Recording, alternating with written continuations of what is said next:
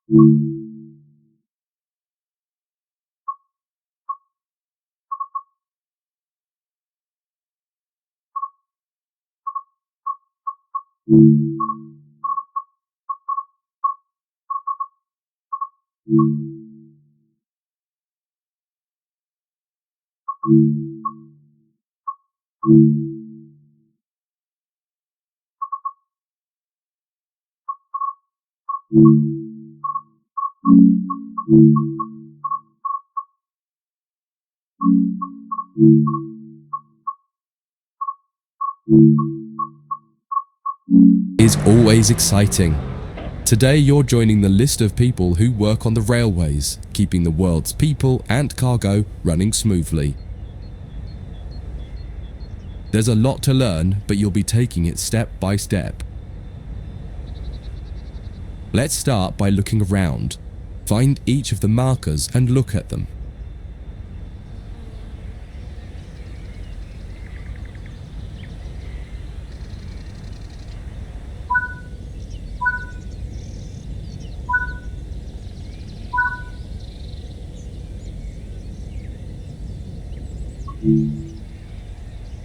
Before you get to the trains, take a quick tour of the facility here and learn the basics of moving around on foot.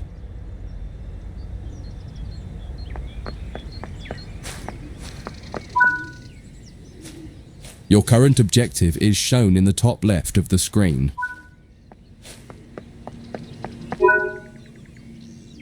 You've just been awarded some action points. These are displayed in the top right corner of the screen and count towards your overall experience level for the game. This is one of the many route tasks you can discover. Keep an eye out for other tasks that will ask you to place, collect, or fix a variety of things. Head into the main building to continue your induction. Walk over to the waiting. You can pause at any point to review objectives and a lot of other information about what's happening at the moment. Try it now and then return to the game after you've had a look round.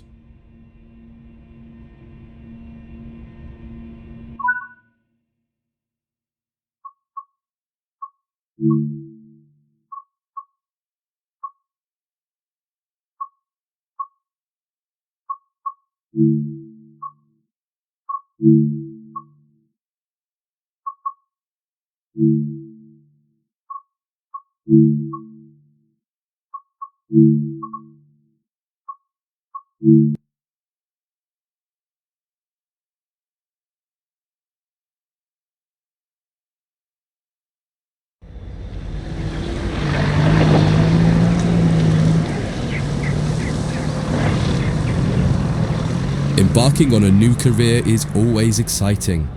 Today,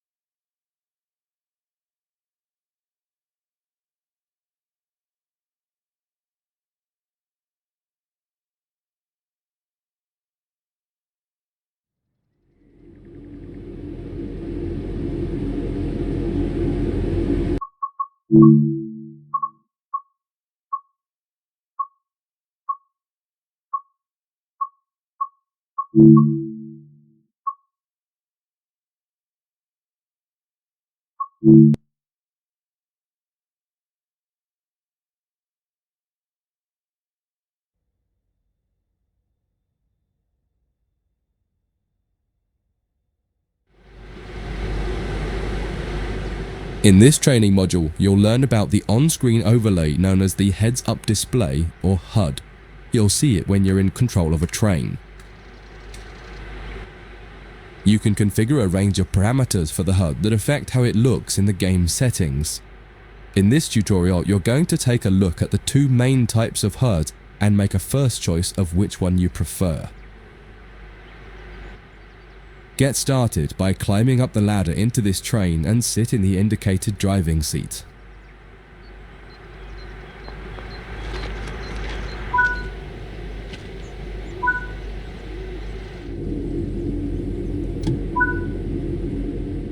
Welcome to the most important seat in the train. Before you can start learning how to make the train move, you're going to need to understand what the HUD is telling you. There are three types of HUD. The one you're seeing now is the normal HUD. You'll learn that first, and then take a look at the minimal HUD next. There is also a simple HUD, which is essentially a cut-down version of the normal HUD. The HUD is a guide to show you what the train is doing, how you're doing, and what your next objectives are. You can tune what's shown here using the game settings. The main part of the normal HUD is the speed display in the bottom right.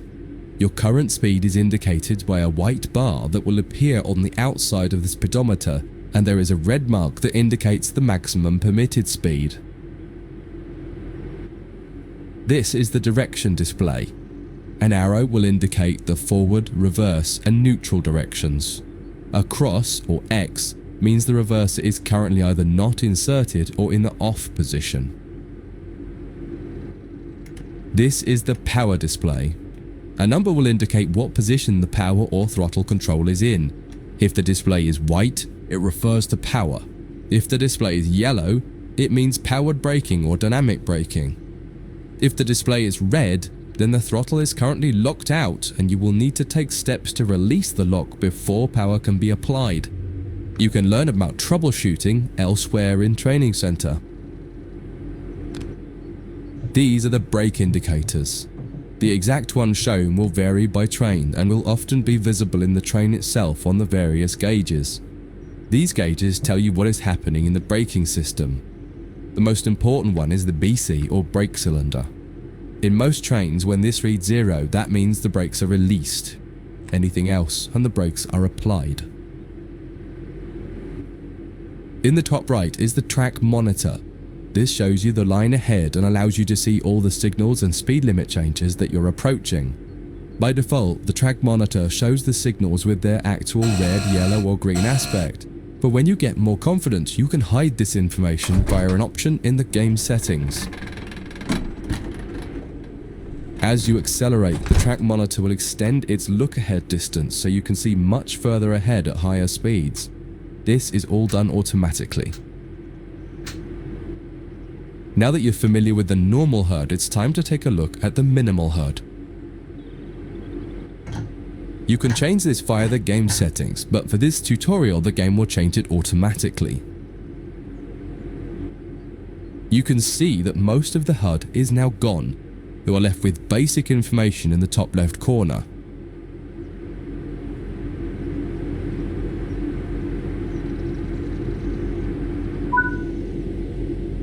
The minimal HUD immerses you in the experience of driving the train. Use the train's real gauges as much as possible. In the top left corner, you will see the information about your next objective and some limited information about what the train's doing, such as your current speed, the speed limit, and the gradient. Use the game settings to add and remove information from the minimal HUD.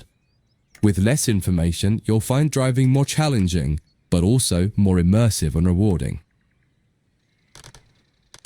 Experienced players might prefer the minimal HUD, especially when driving from the cab view. The normal HUD is ideal for newcomers or anyone who wants to drive from an external camera. You can switch HUDs in game settings. Do you want to start with the normal HUD or minimal HUD?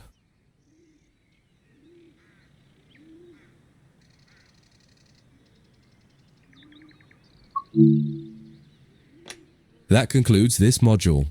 If you wish to replay it, you can come back to it at any time via the training center.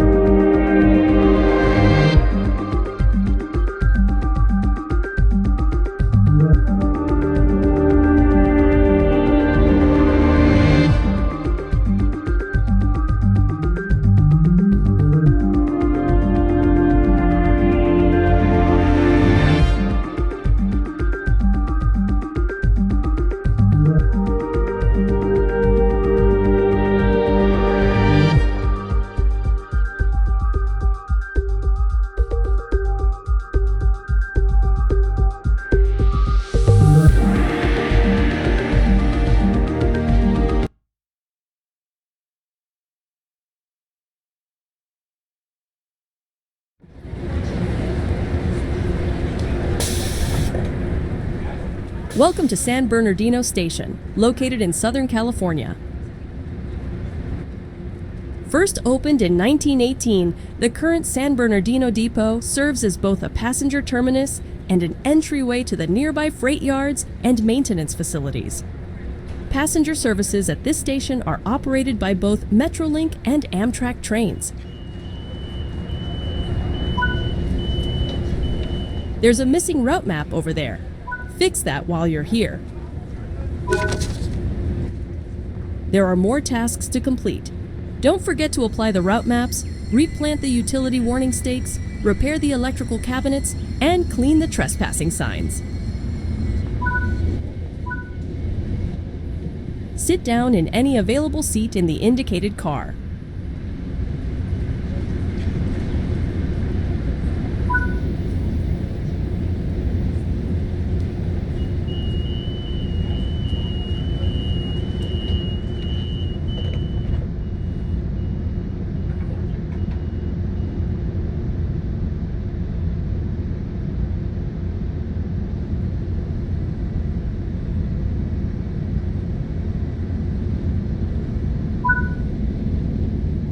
The original station building was constructed in 1886 by the Atchison, Topeka, and Santa Fe Railway to replace a converted boxcar that had been used as a temporary station. However, in November 1916, the building was almost completely destroyed after a fire enveloped the station, but plans were soon put in place to rebuild.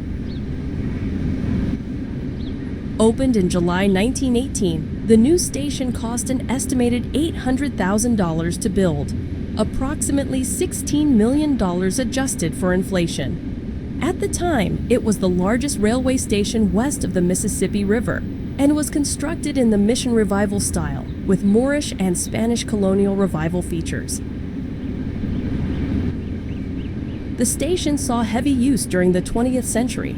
However, there was a gradual decline in usage around this period due to the increase in road vehicles and air travel. In 1992, the San Bernardino Associated Governments purchased the depot and started an extensive restoration plan, which began in 2002. In 2008, both the depot and station were reopened, with services being provided by both Metrolink and Amtrak.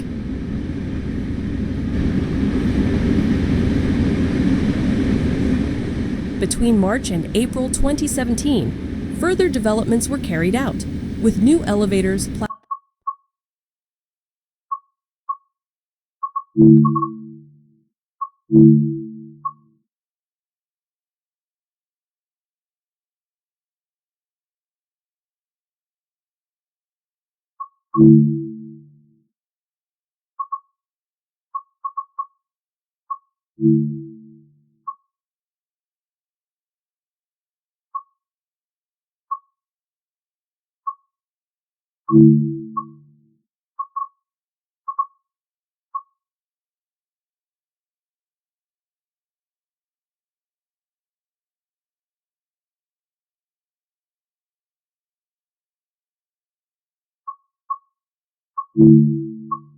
platforms, tracks, and overpass being constructed as part of the downtown San Bernardino passenger rail project. This train is powered by a Metrolink MP36PH-3C locomotive, first introduced in 2003 to operate passenger services in the San Francisco Bay Area, however was soon adopted by other railroad operators. Take on the challenge of operating demanding passenger services in the heart of Southern California. Head to the tracks in a bustling urban environment whilst managing a busy schedule. This is Train Sim World, San Bernardino Line, Los Angeles to San Bernardino.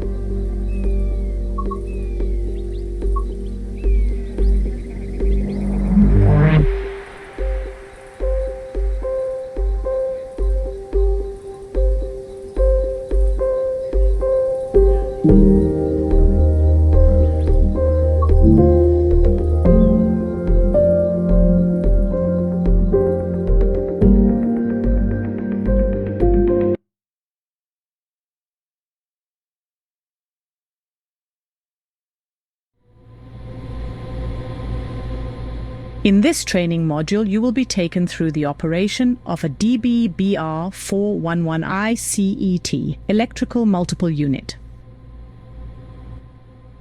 ICE stands for Intercity Express.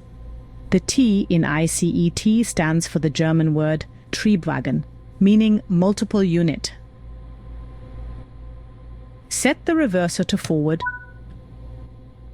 Set the headlights to indicate that this train is operational. The ICET is equipped with GNT to facilitate a smoother ride and higher speeds. Enable the GNT now.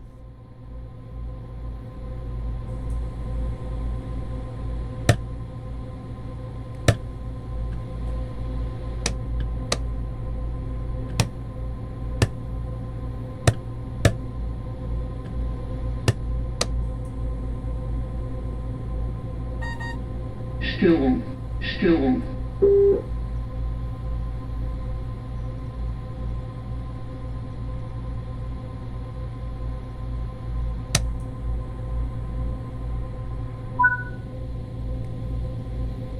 Neigetechnik. GNT allows trains to tilt, enabling them to drive at up to 30% faster than the signed speed limits. Open the passenger doors to allow boarding. Türen geöffnet. The ICET is the only German high-speed train in service that has tilting technology. This means that it leans into curves, similar to a motorcycle, so that passenger comfort isn't as affected by G-force. The BR411 was built in 2 production runs, one in 2000 and one in 2004. They have been across all of Germany, as well as on services to Vienna, Austria. Move the throttle into the power range to get moving.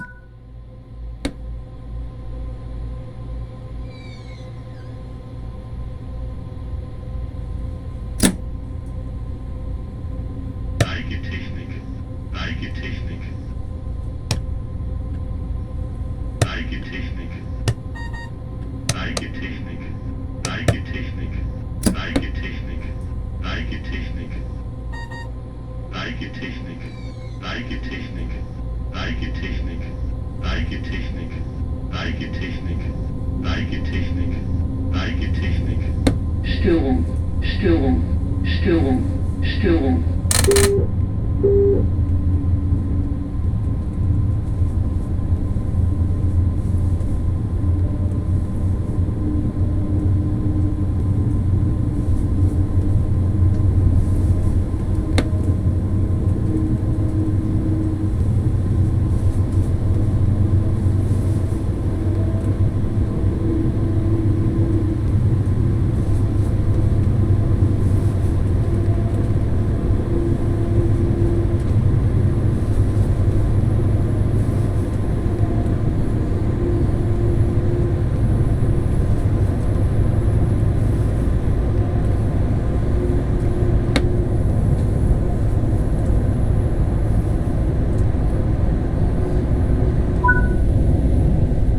With a top speed of 230 kilometers an hour, it is the slowest of all ICE trains currently in service. This, however, is rarely a problem, as it is mainly used on routes with many curves and lower speeds. Now you've built up some speed, you can return the throttle to the off position to begin coasting.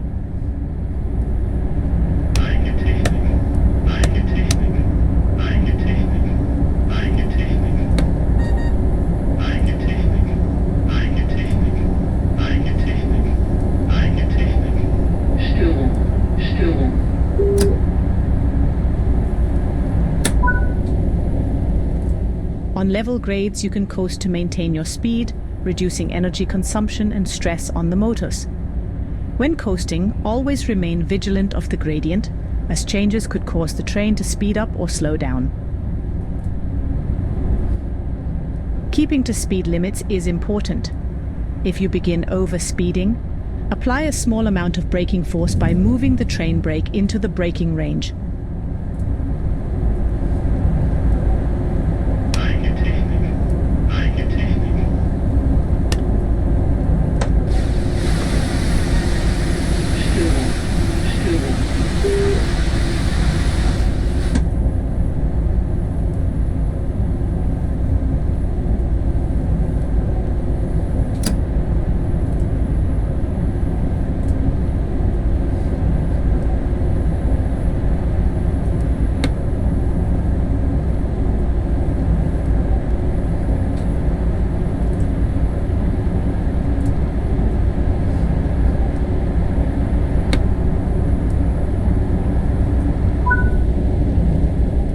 You are approaching the station. Begin applying a small amount of braking force by moving the train brake into the braking range.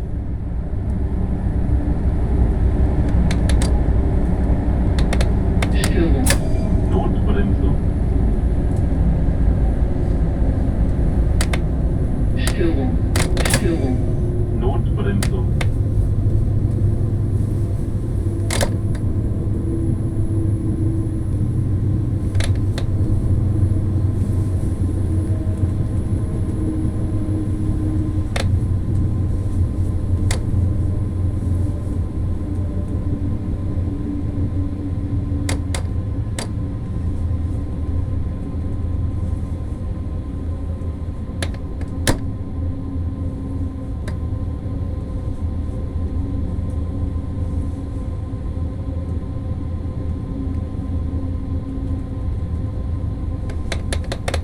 Störung. Notbremsung. Nice job. The train has safely come to a stop. Türen geöffnet.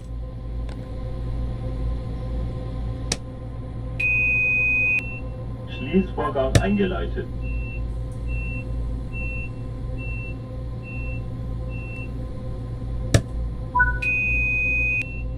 Good work. Schließvorgang eingeleitet. That concludes all of the basics of operating this train.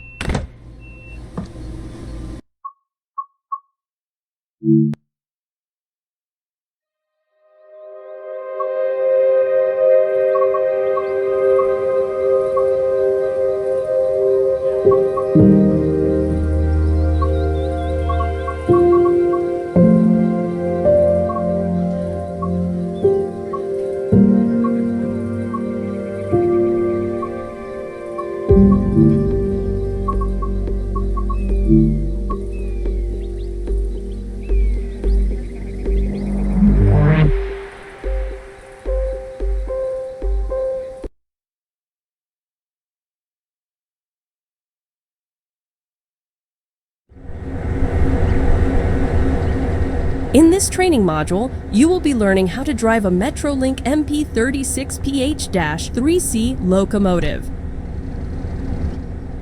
During this brief introduction, you will be taken through the critical driving controls and performing passenger operations. When you are ready, climb aboard.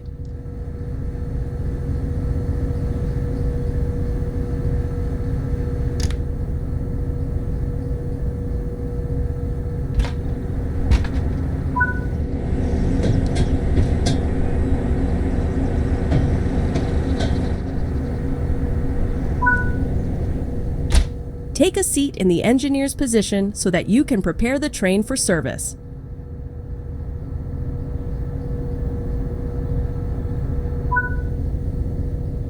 For this introduction, you will be completing a full loop of the circuit and performing passenger operations when you reach the next stop. Prepare the train for departure.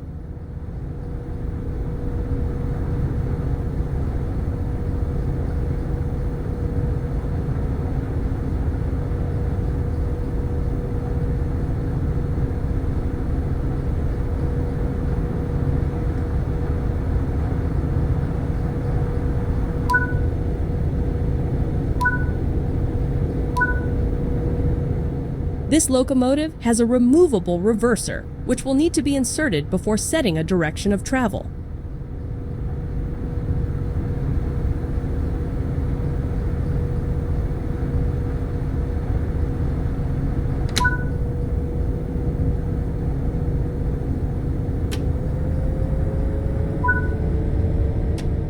Set the headlights, as this will let others around you know that this train is operational.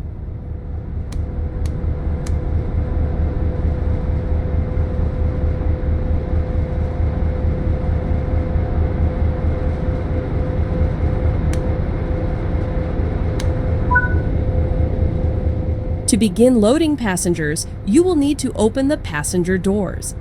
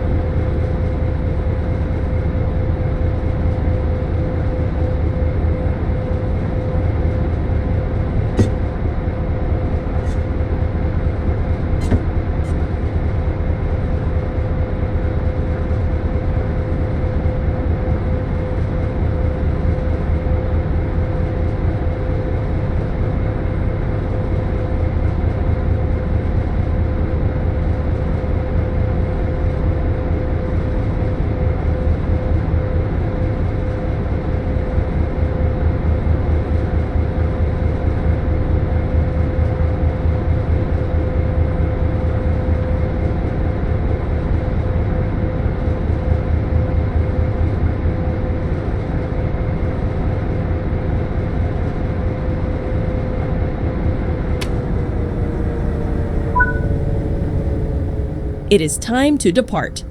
Close the passenger doors.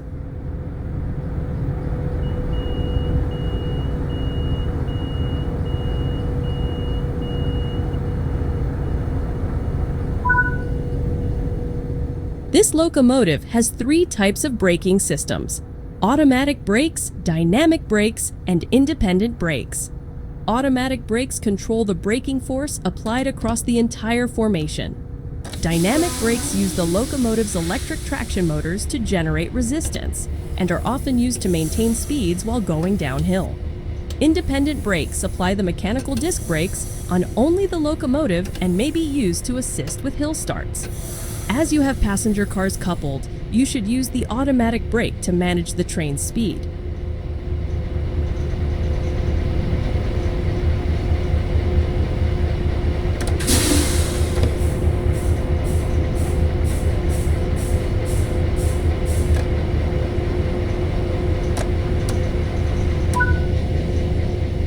To confirm that this locomotive has control of the train's brakes, set the cutoff pilot valve to the passenger mode.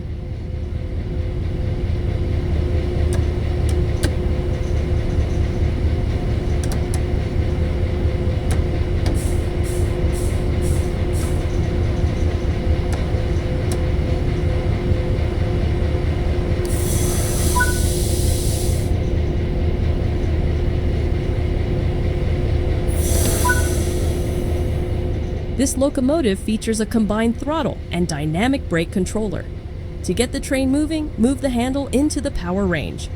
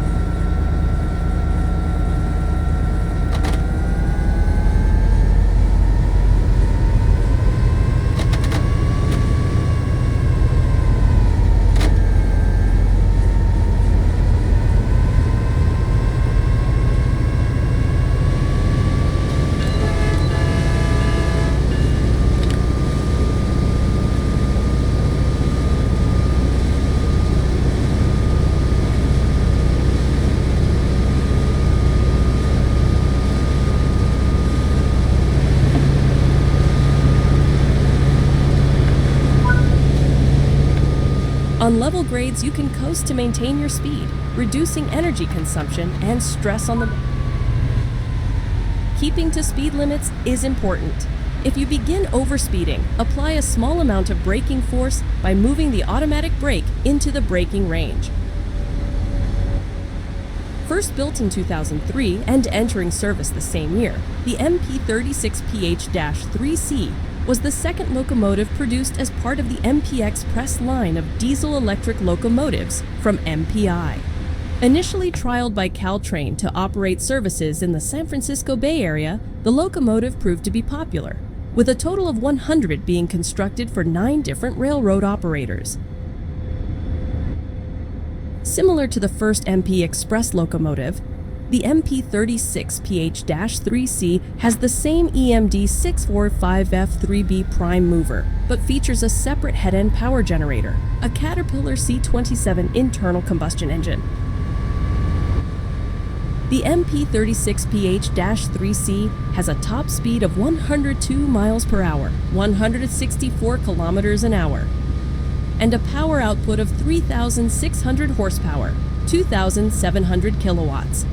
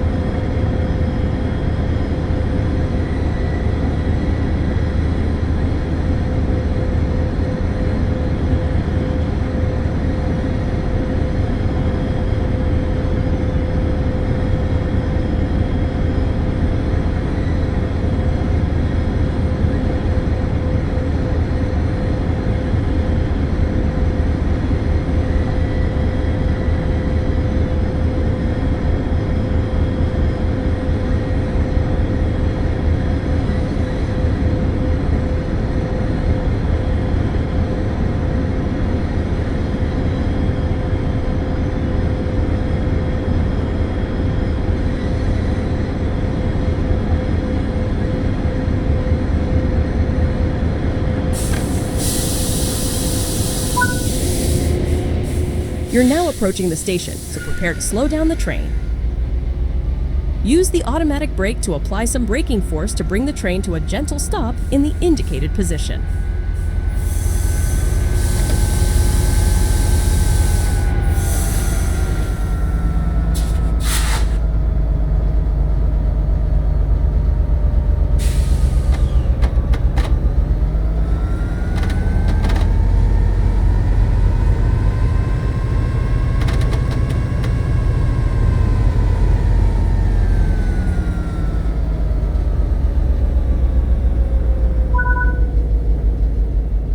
Now that the train has stopped, you can open the passenger doors.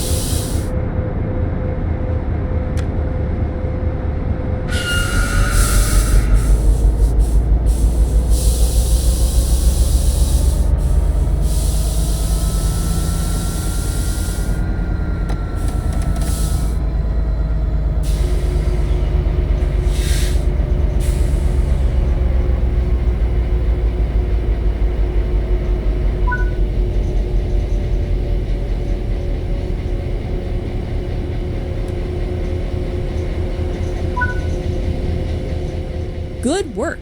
That concludes all the basics of operating this train.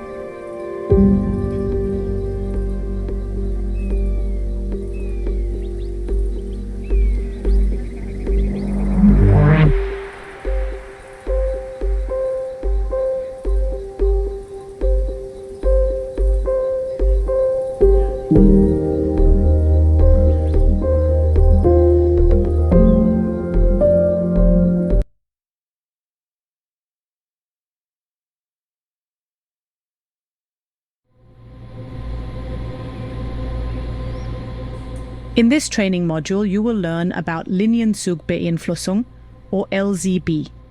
LZB is required on lines that allow for speeds higher than 160 kilometers an hour, as the braking distances are too high for normal signal operation.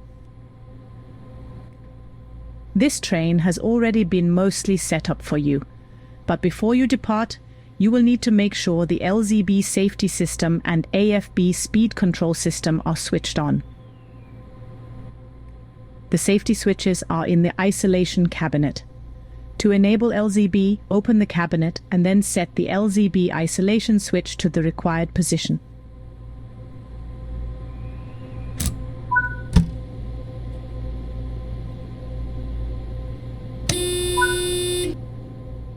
Now enable the AFB.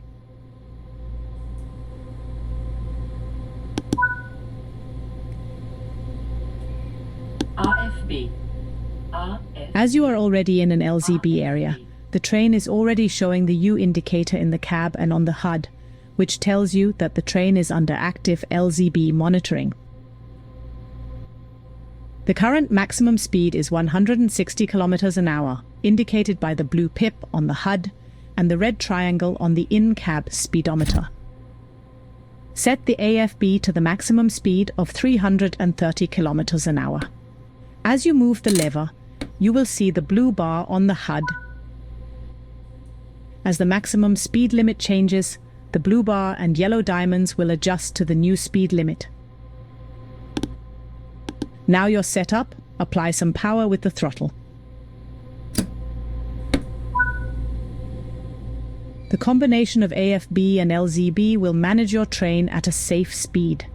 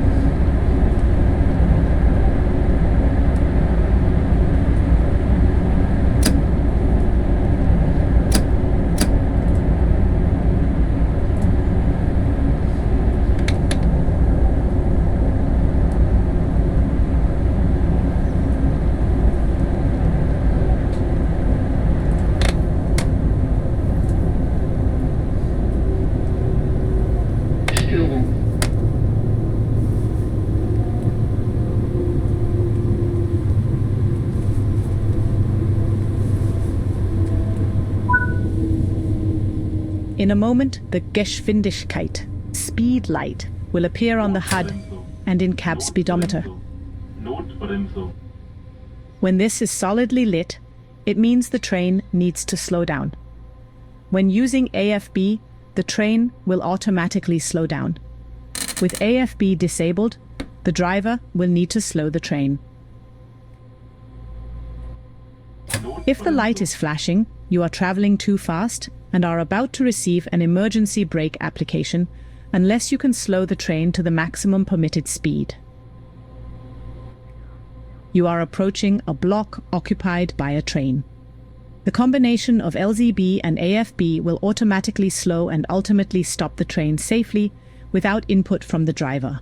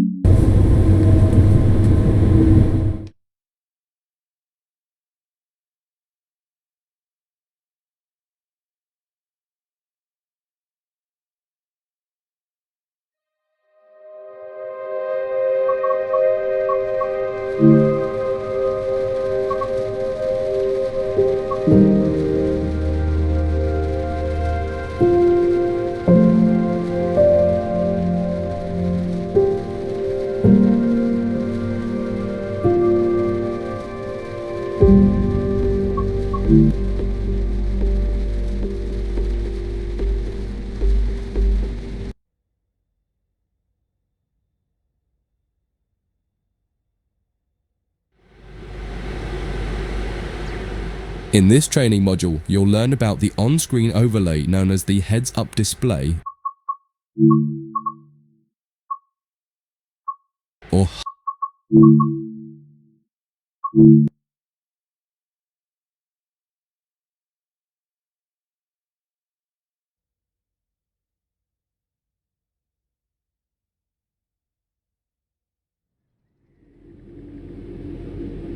In this training module, you're going to learn how to make a train move and then bring it to a stop. For this exercise, you'll be using a British Class 323 electric multiple unit. It's a great train to get started with as the controls are quite straightforward. This module will get you used to the feel of the train and its controls.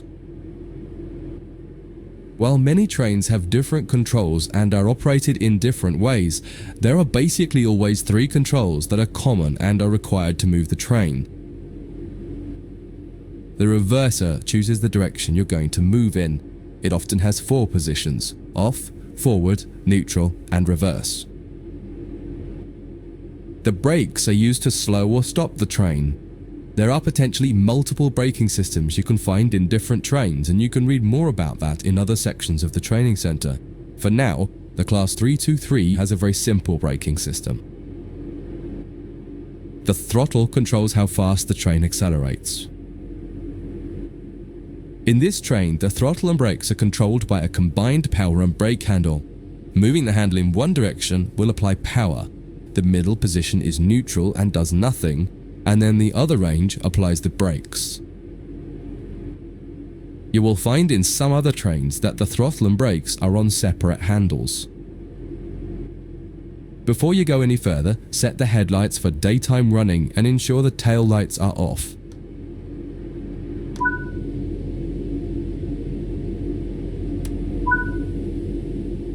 We want to move the train forwards, so set the reverser to the forwards position. Now pull the combined power and brake handle. In the bottom right and in the center of the speedometer gauge, you can see a little ball. This is the accelerometer and will move up or down to indicate whether you're speeding up or slowing down. Now that you've reached your target speed, you can move the throttle control back to the center position. The train will then coast on.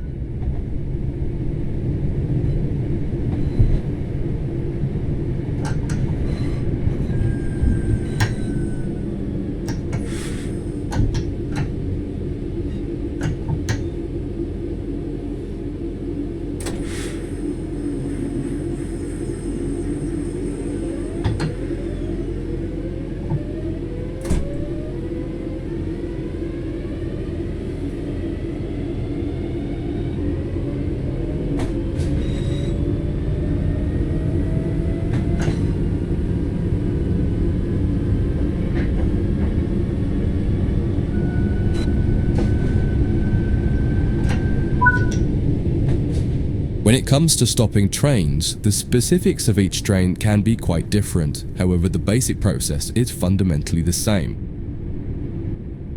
Bring this train to a complete stop by moving the power brake handle into the braking range.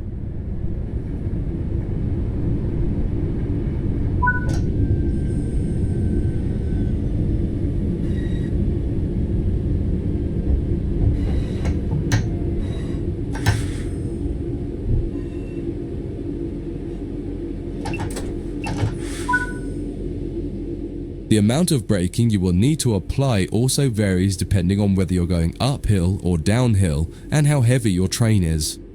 Knowing the right amount to apply will come with practice and experience.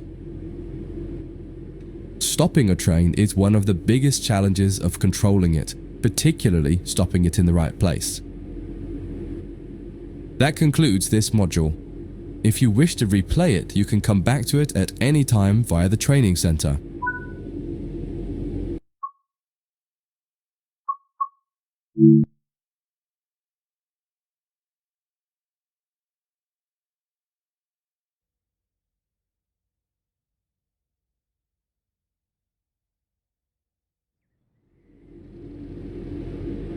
In this training module, you're going to learn how to make a train move and then bring it to a stop. For this exercise,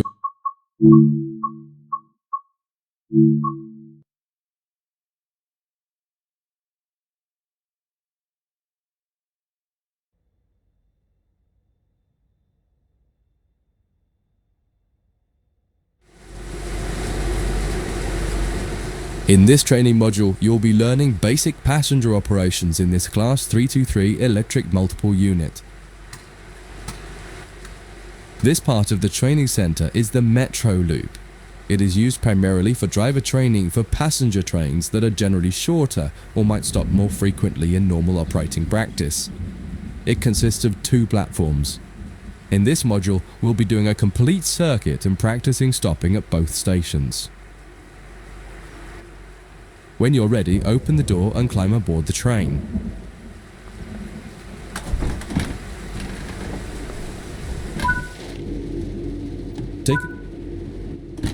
Always remember to close the driver's door once you get. To unlock the control desk, insert the master key and activate it. Turn the coach lighting on so that passengers aren't boarding a dark train. In order to use the buttons in the cab, you must first insert and then turn the door key to the on position.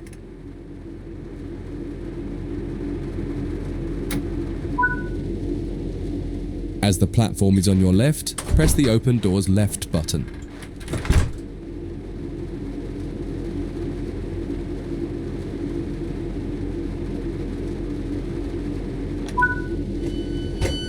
The weather has turned quite bad, so you'll need to turn the wipers on.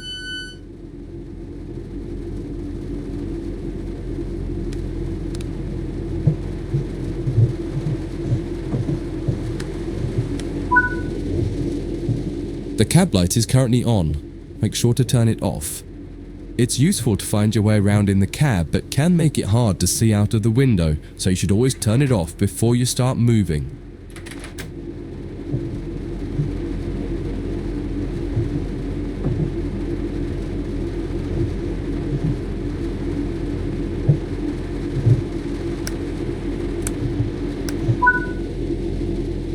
Headlights in the UK are used to allow others to see the train rather than being of great use to the driver seeing out.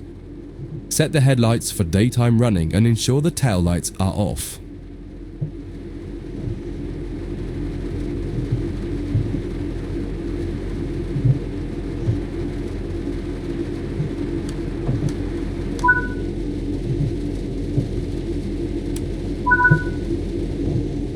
While the passenger doors are open and the loading objective completes, you'll notice the bar in the top left slowly rising. Once it reaches the top, the objective will complete and it will be time to close the doors.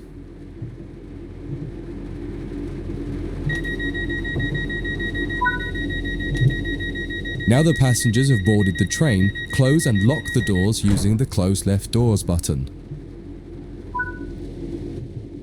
Set the reverser to forward. Apply some power to get moving.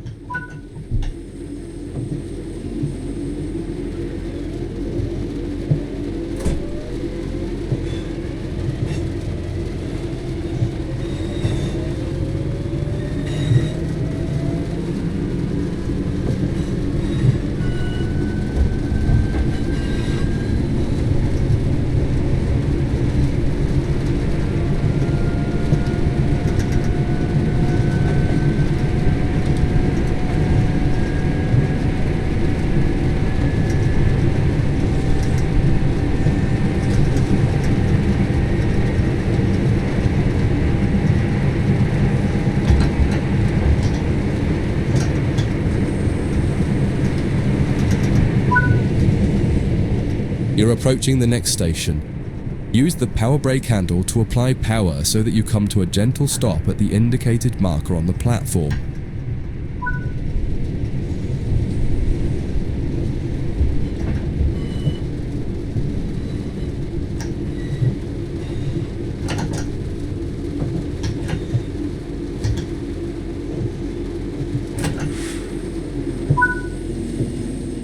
This platform is on the right, so you'll need to use the Open Right Doors button to unlock and open the doors this time.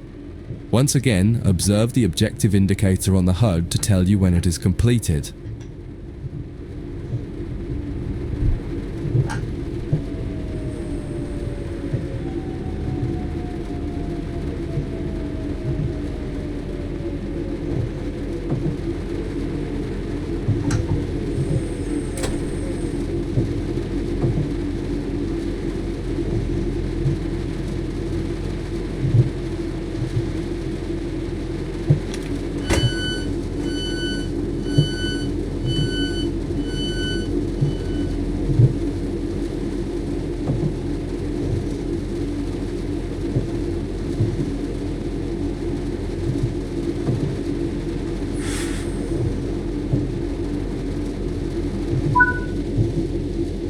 Use the doors close right button to close and lock.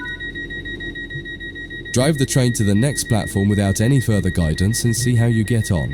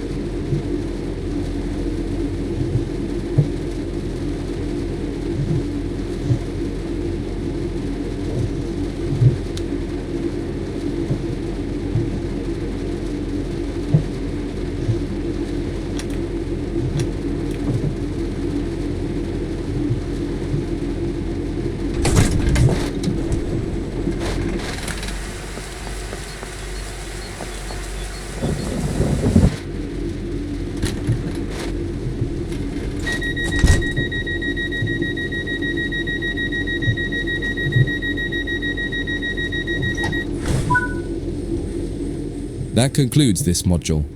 If you wish to replay it, you can come back to it at any time via the training center.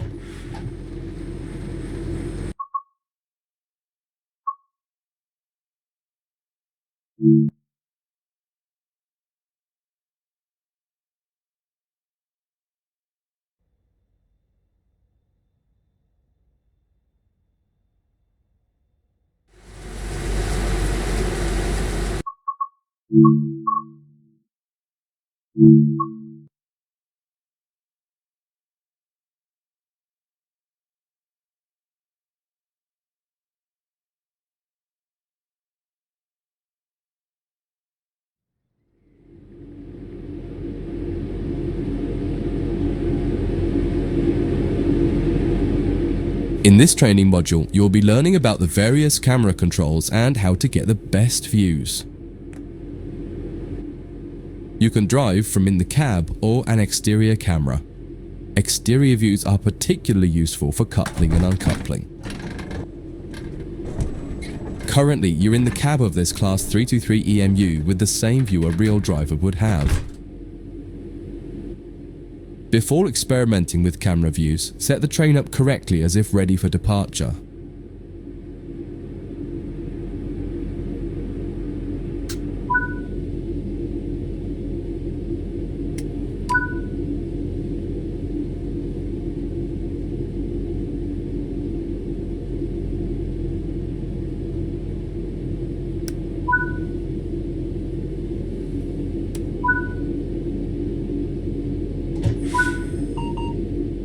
We will now explore the camera controls.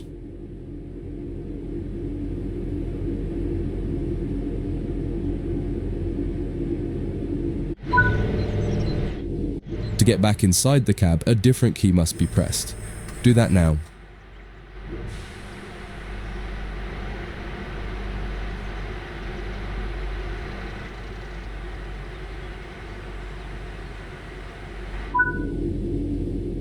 Now that you're used to interior and exterior, switch back to the exterior view again to learn more about it.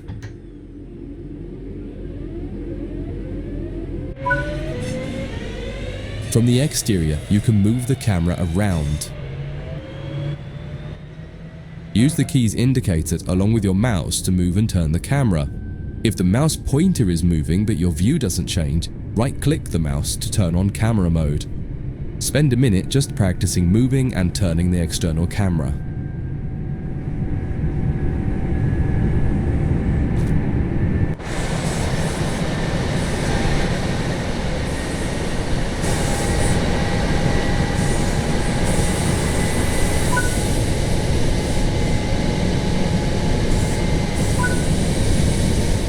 You can zoom in and out using the mouse wheel. Try it now.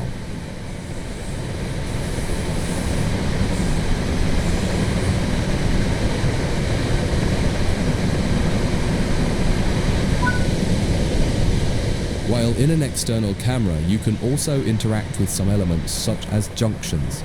You'll be learning about junctions properly in a different training module, but for now, fly over to the indicated junction and change it by interacting with it using the controls indicated. There's a lot more to learn about cameras, including numerous other camera modes. You can find out more in other areas of the training center. That concludes this module. If you wish to replay it, you can come back to it at any time via the training center.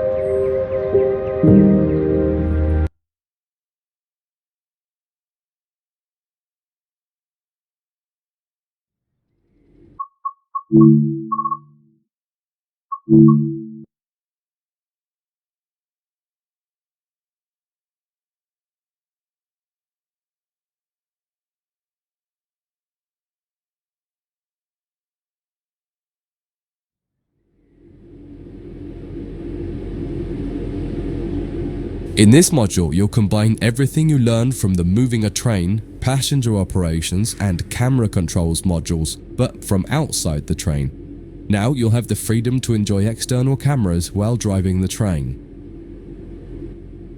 Before you go any further, you can activate the map. Now press the keys indicator. Just as with other modules, you're currently sitting in a Class 323 multiple unit. You must now switch to the exterior camera. If you need a reminder on how to do this, head over to the camera controls module first and have a quick refresher.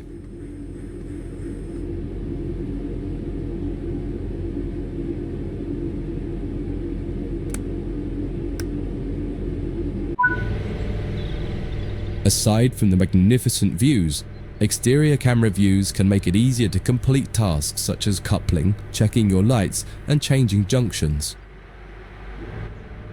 Only a small number of the most common functions are usable for an exterior camera. If you find you need to do something that isn't available, simply switch to the internal camera to do it, and then switch back. Finally, press the key indicated to apply some power.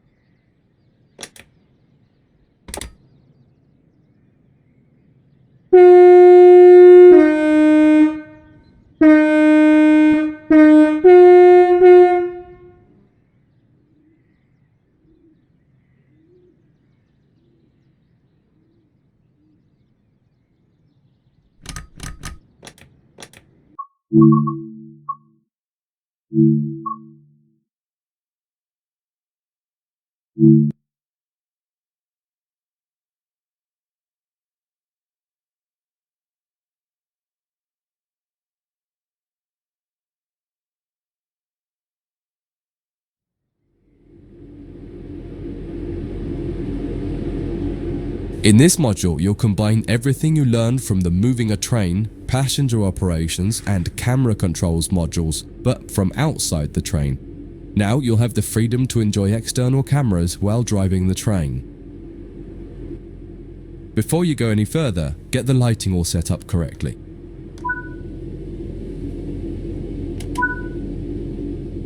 You can activate the master key by pressing the indicated. Just as with other modules, you're currently sitting in a Class 323 multiple unit. You must now switch to the exterior camera. If you need a reminder on how to do this, head over to the camera controls module first and have a quick refresher.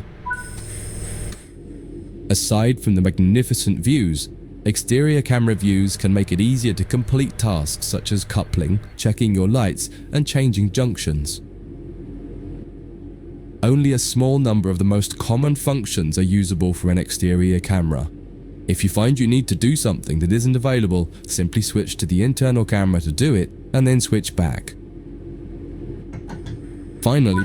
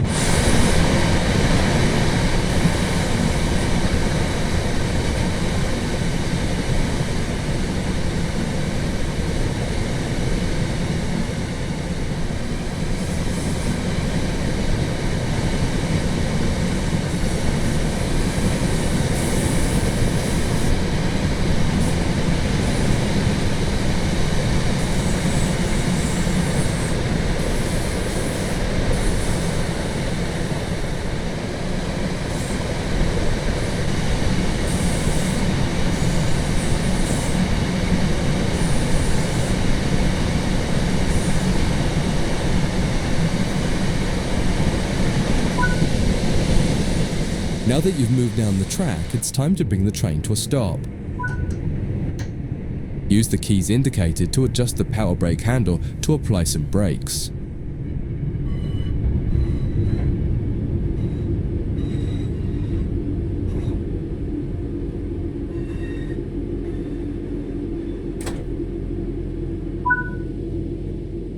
Try restarting this tutorial and running it a few times until you're comfortable with driving from the outside, including moving the camera around. That concludes this module.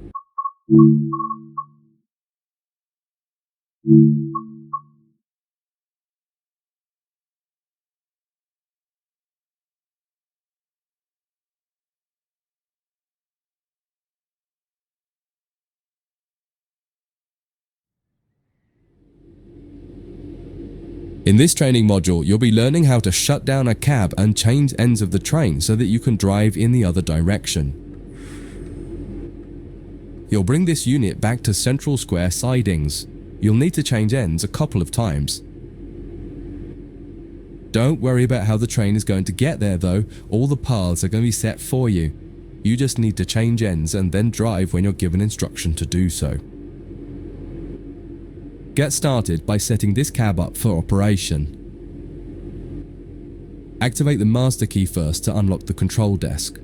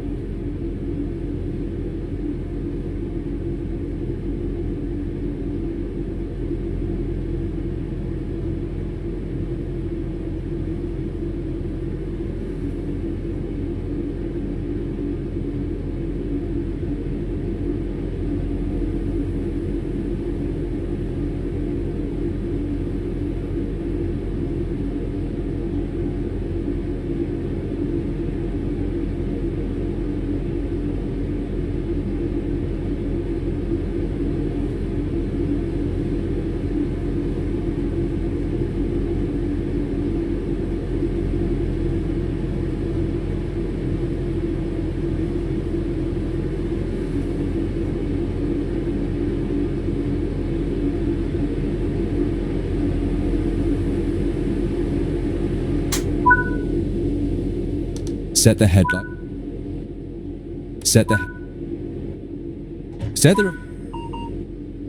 The first move brings the train forwards to the junction around the corner from here, and you'll be stopping once the rear of the train has cleared it. Apply some power and drive forward a bit so that we can prove that this cab is working and the train moves as expected.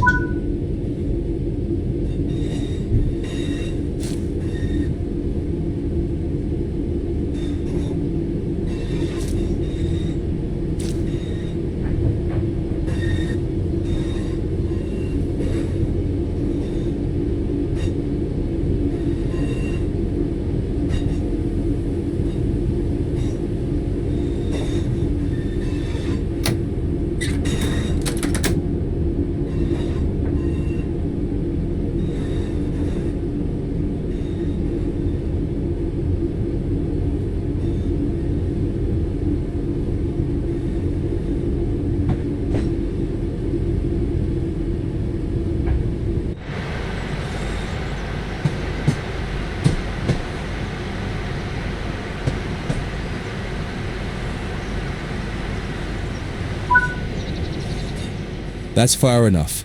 Bring the train to a stop by applying.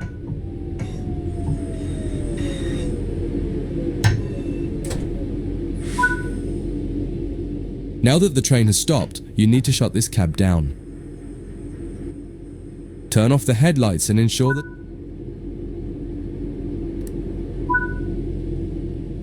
set the reverser to off. Set the power brake. Remove the master key. This cab is now shut down. Walk over to the other end of the train, ensuring to close any doors behind you.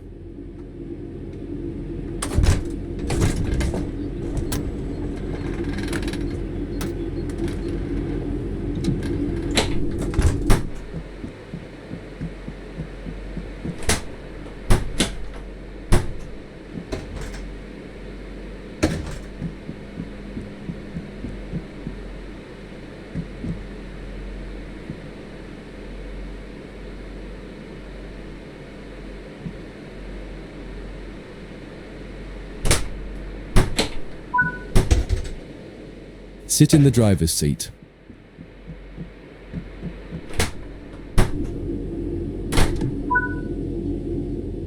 Follow the steps indicated to activate this cab, repeating the procedure that you did when you set up the previous cab.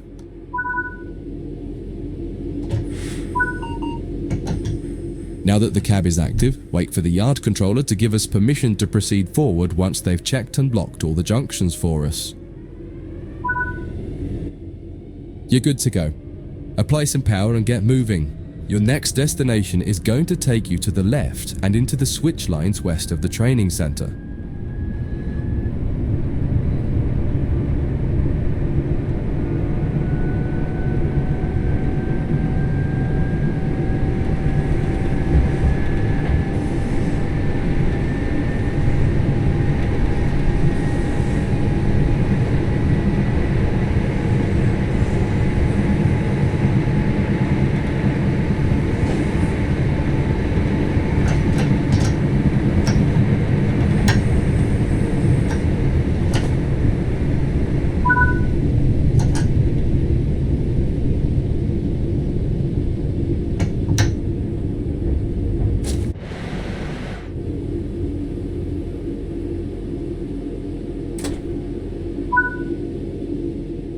Follow the steps indicated to deactivate this cab.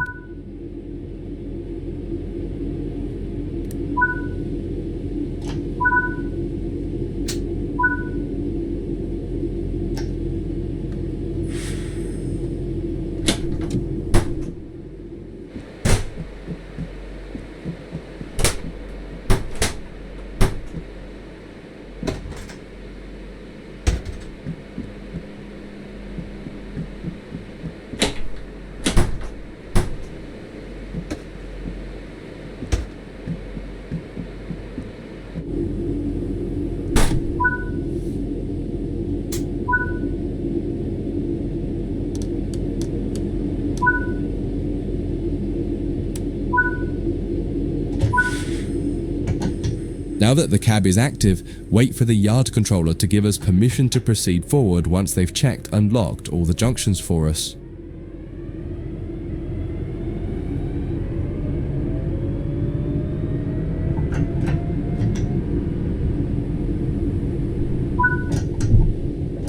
You're good to go. Apply some power and get moving. You're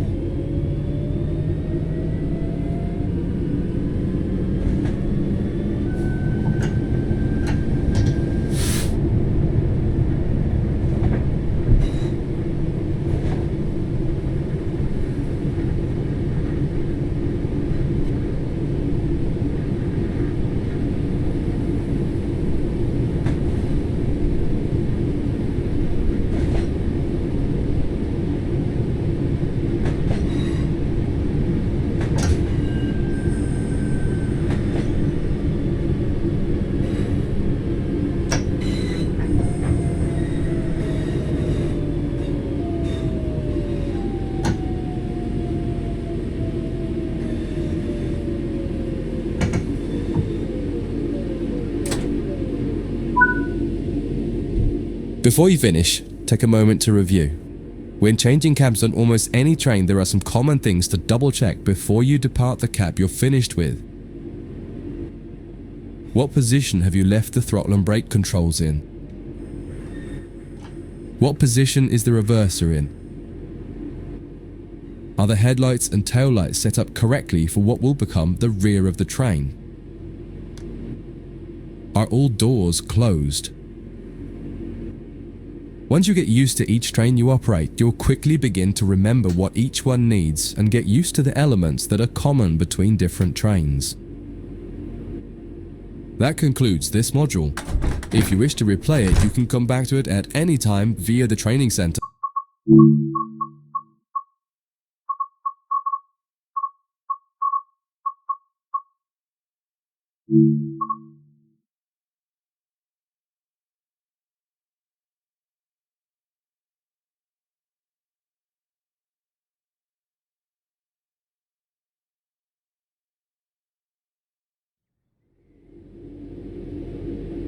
In this training module, you'll be learning about the live 2D map and how it can help you understand where you are, where your objective is, and how you can change the path of the train to get to the right place.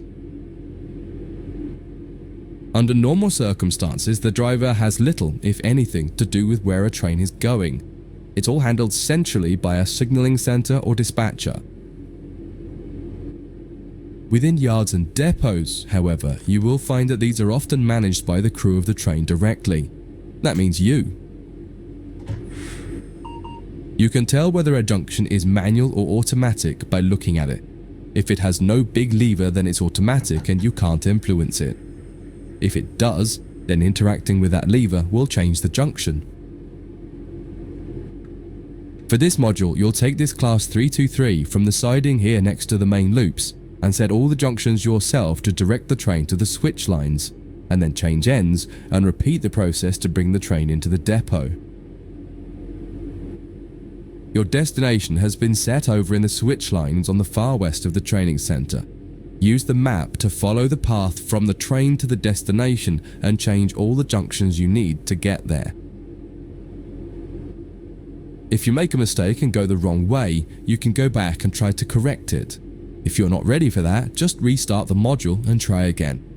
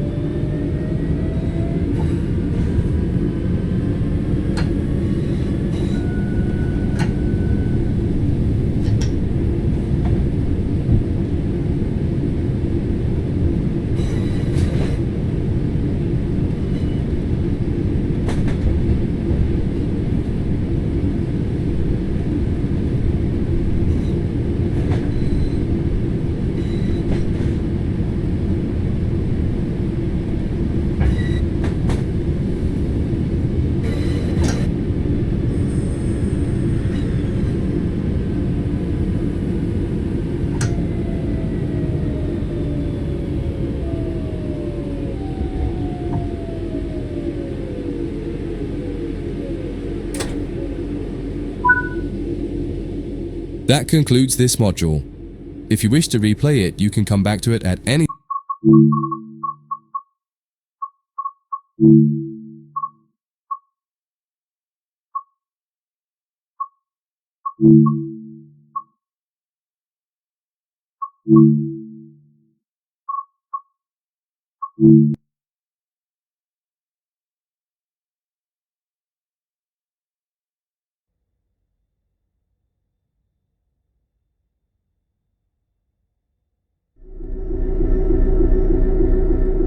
In this training module, you're going to learn to drive a diesel-electric locomotive and how the controls differ from a multiple unit. This is a BR Class 66 diesel-electric locomotive typically used for freight operations in the United Kingdom. In some trains, it is first necessary to insert the reverser handle. We need to do that on this one.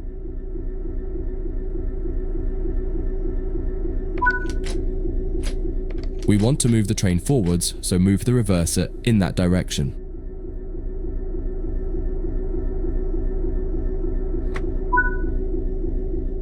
The train brake on the Class 66 uses a sprung lever. Holding it one way will gradually release the brakes until you release the lever. Holding it the other will gradually apply the brakes. You need to keep an eye on the two brake gauges in front of you. The larger one in the middle is the brake pipe. The outside needle shows the target pressure and the inside needle shows the actual pressure. When you apply or release the brakes, the outer needle moves and the onboard control systems will begin to adjust the brakes to match your setting. You can make a change to the brakes and focus on the road ahead while the system works to match the pressure you've set. The second gauge of note is the brake cylinder gauge, which is the second from the left. This tells you exactly what is happening with the brakes on the two sets of wheels on the locomotive. If the needles are raised to a V shape, that means they are fully applied. When the needles are both pointing directly down, the brakes on the locomotive will be fully released. You can learn more about braking systems elsewhere in the training center. But for now, you just need to remember that you are directly controlling the outer needle on the brake pipe gauge and that the end result is shown on the brake cylinder gauge. Keep the brake control in release until you can see the brake pipe control needle is reading 5 bar, pointing upwards. This will release the brakes fully.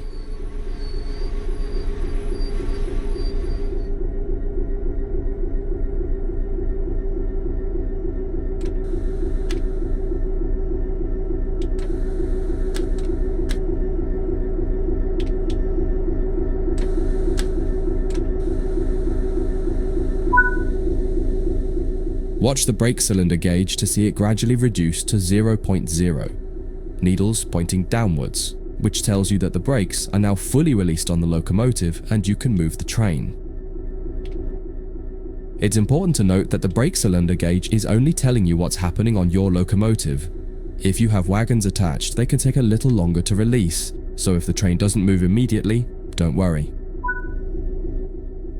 Apply some throttle to get the train moving. As you apply power, notice the ammeter rising, the gauge on the right-hand side with the colored sections. This is the amount of power being fed into the traction motors. Try to keep it in the green section, only briefly in the yellow, and avoid the red section to avoid damaging your traction motors. Now that you've reached your target speed, you can move the throttle control back to 0. The train will then coast on level ground and the train will only slow down very gradually.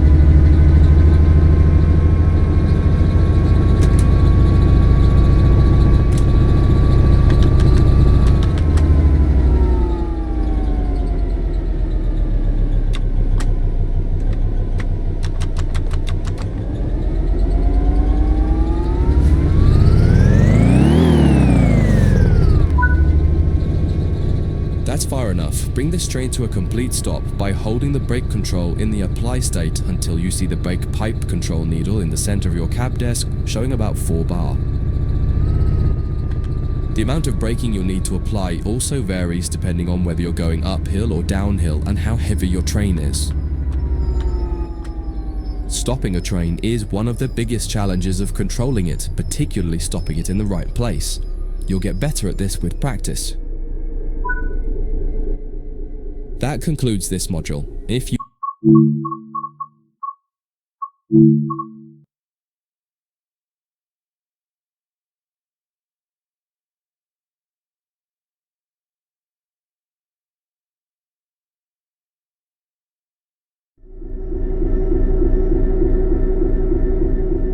In this training module, you'll be learning about changing ends with a locomotive.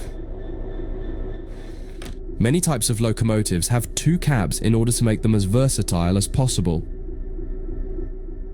While the cabs are often virtually identical, they are often referred to as either the A and B ends, number 1 or 2 end, or simply their front and back.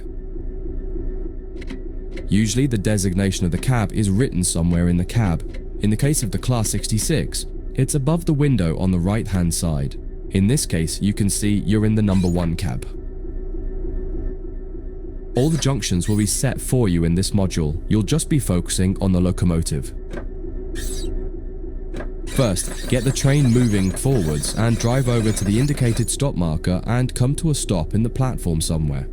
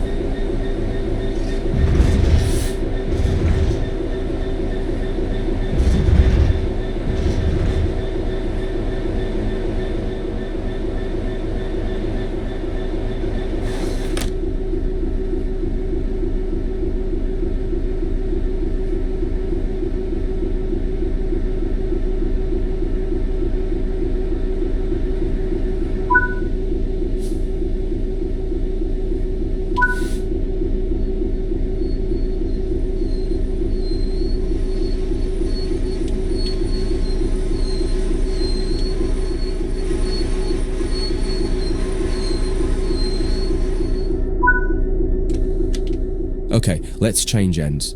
The basic process is always the same. Shut down the cab you're in and set up a new cab. Each cab has slightly different requirements to shut it down and set it up, however. Start by setting the reverser back to neutral. Now remove the reverser.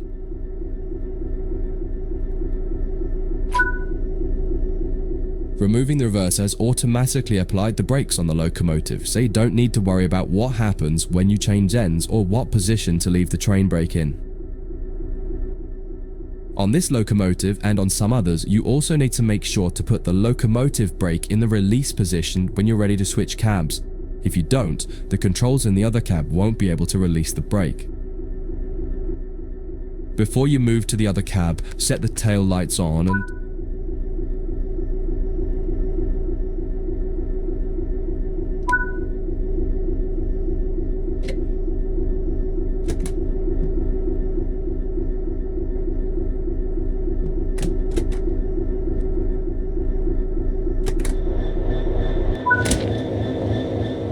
head to the other cab. You'll need to leave the train and get back on board at the other end.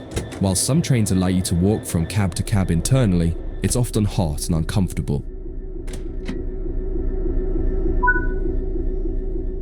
Notice that this end shows that you're in camp number 2 with the writing above the right-hand window. Get the cab set up as per normal and then pull forward to the marker in the other siding and come to a stop anywhere in there.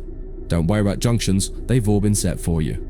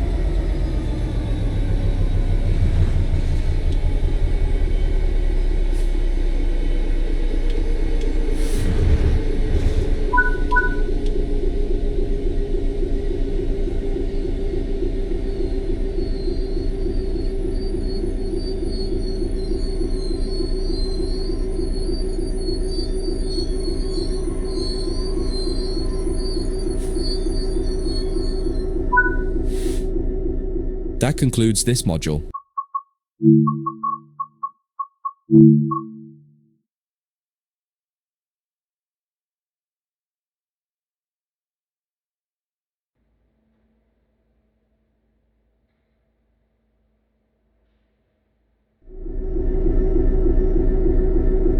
In this trading module, you'll move some mineral wagons to a new location and learn how to couple and uncouple the wagons to your locomotive.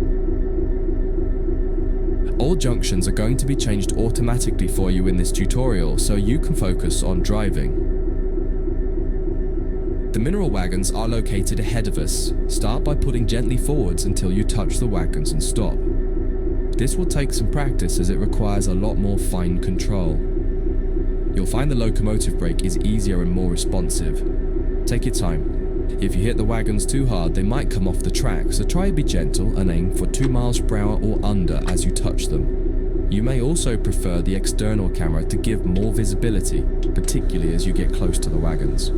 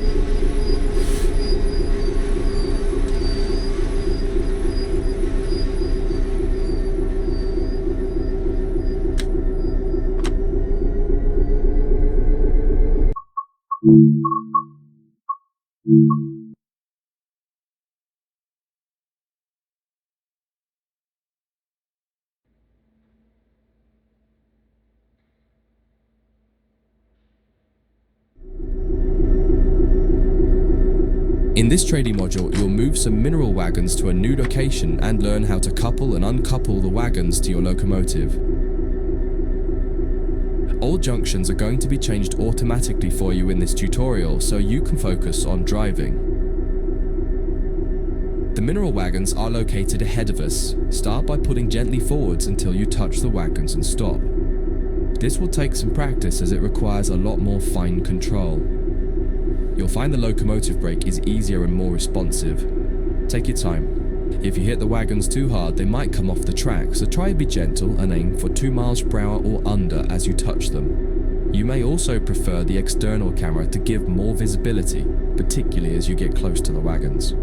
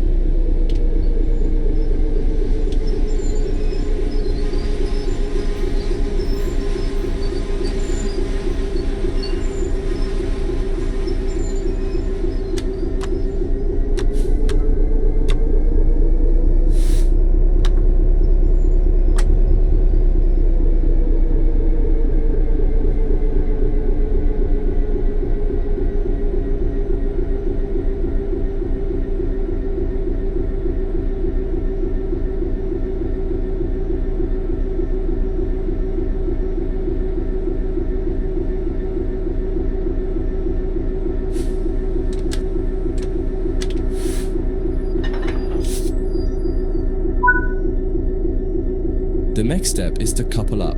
You can either do this by using the external camera or by getting out and doing it by hand.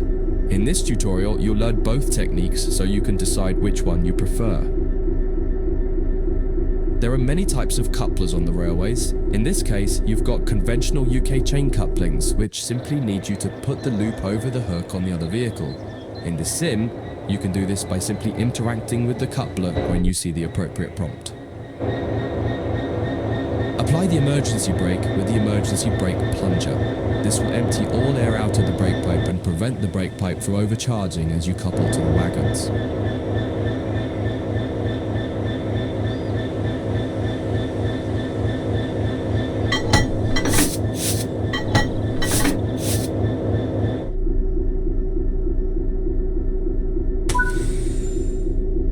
You'll do this one by getting out of the train. Leave the cab and walk over to the coupling.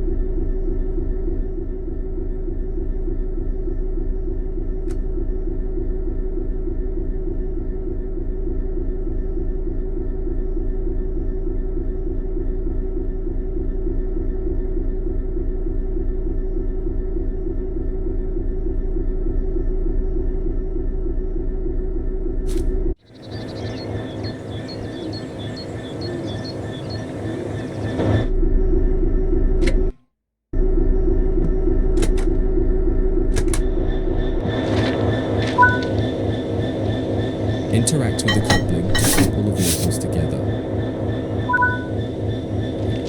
Now head back to the cab. Unset the emergency brake plunger to restore the brakes. Then you'll need to shut this cab down and change ends. Follow the instructions here or check out the training module that covers changing cabs in more detail.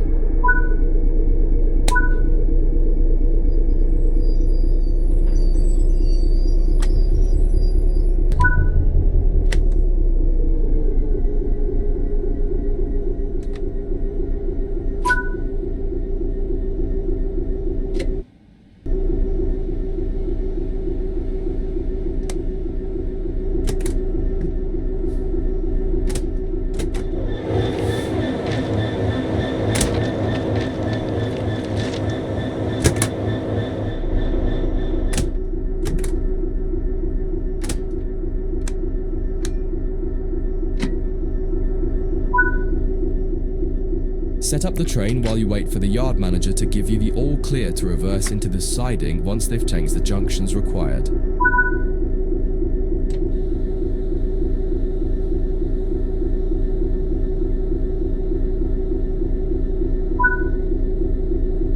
Junction set, you're clear to go.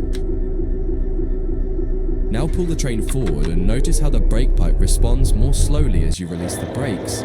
You'll feel your train taking more time to respond. You'll also feel sluggish as it has extra weight behind it. Take this into consideration as you drive, noting that it now takes longer to speed up and, importantly, longer to slow down.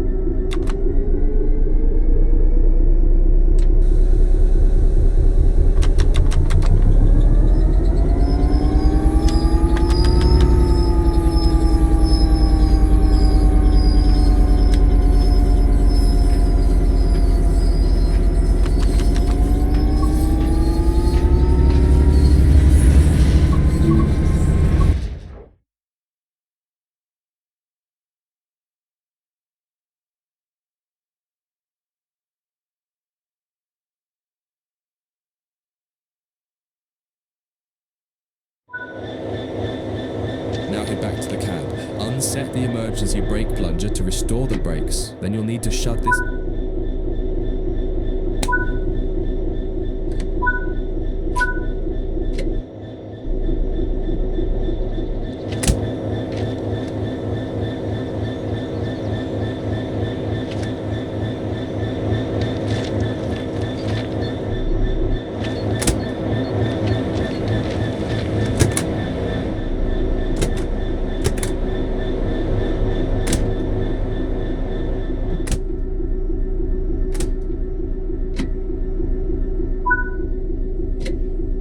Set up the train while you wait for the yard manager to give you the all clear to reverse into the siding once they've changed the junctions required.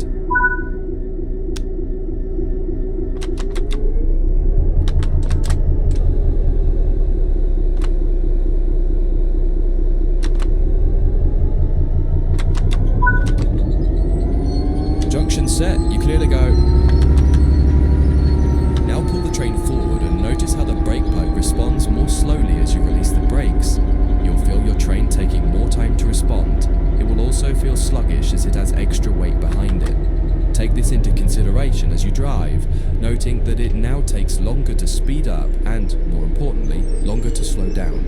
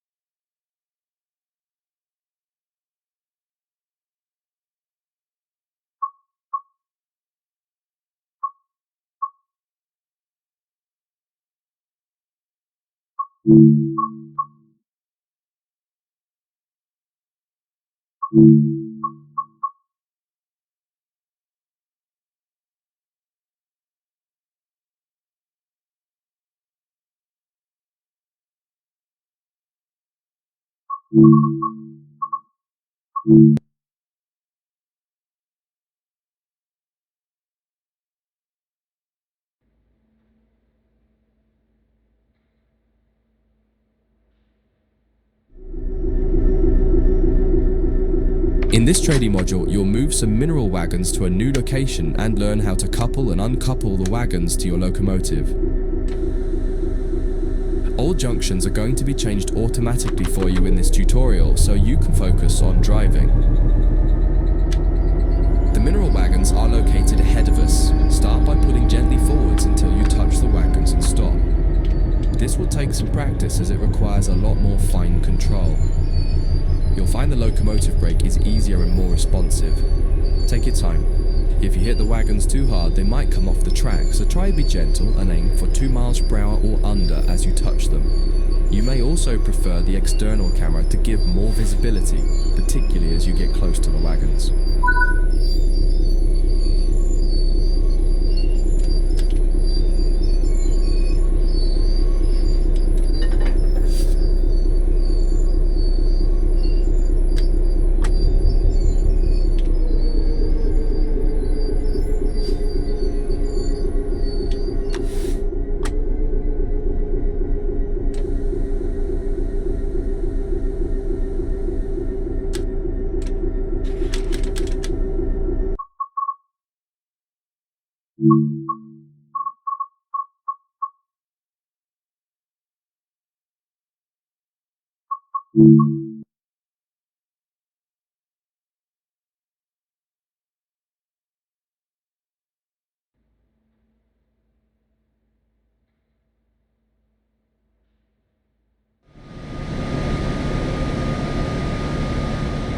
In this training module, you'll be learning about vehicles called control cars or cab cars.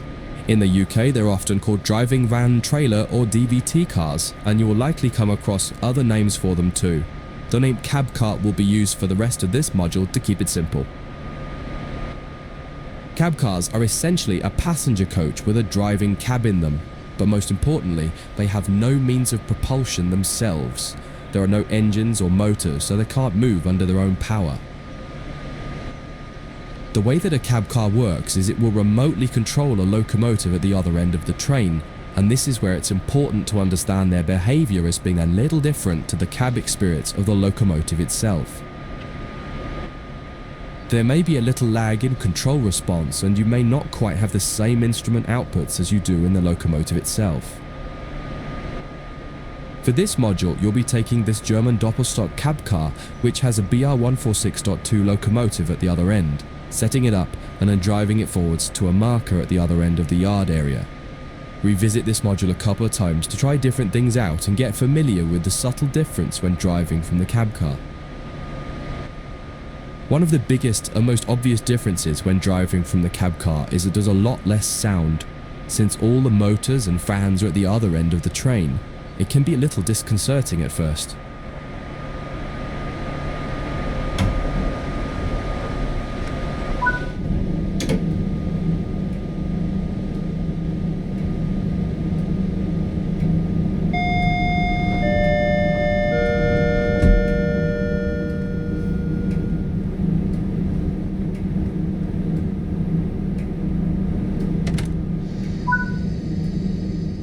Engage the brake system by turning this key.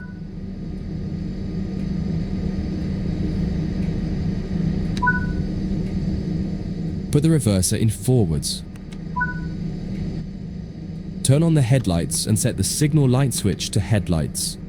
Most German trains have these two controls to enable headlights.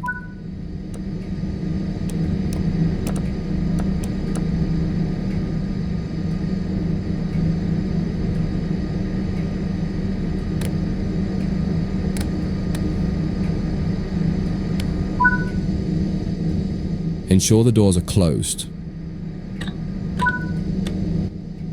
Release the brakes and apply some power to get moving.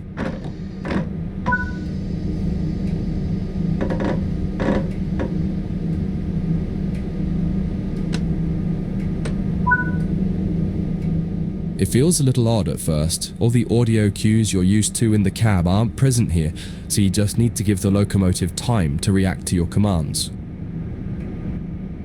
Experiment with some power and some brakes and see how the train reacts. You may find some sharp jolts happening because of how the slack is being bunched up or stretched out by the loco at the back.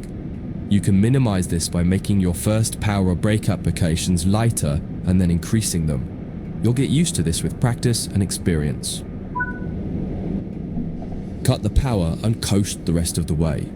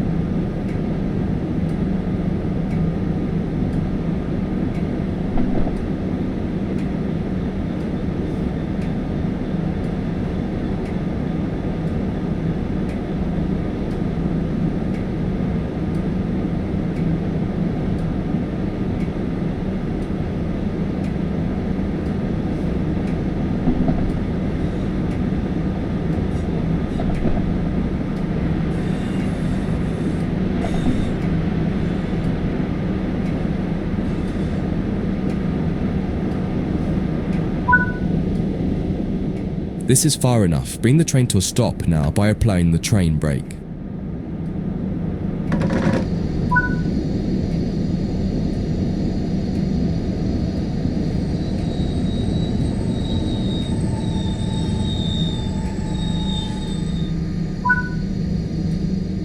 This is just a brief introduction to cab cars. The Changing Ends for Cab Cars training module goes into more depth about both the cab car and the BR146.2 locomotive on the other end of the train.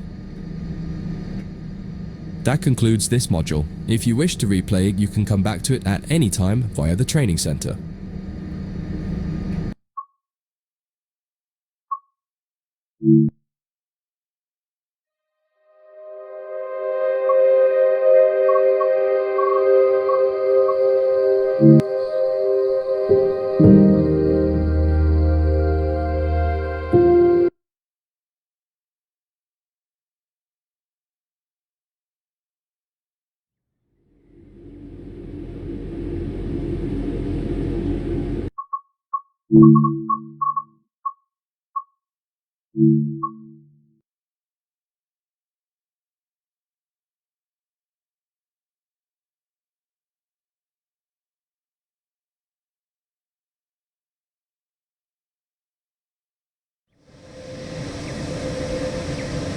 In this training module, you'll practice going between the BR146.2 locomotive at one end of the train and the cab car at the other.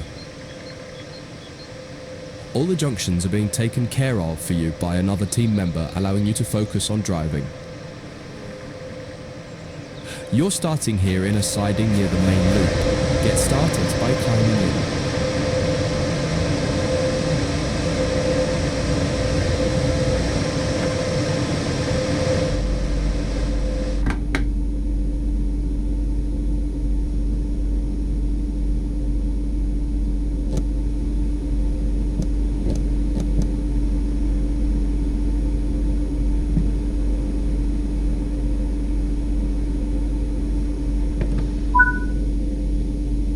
Insert the reverser handle and set the reverser to forward.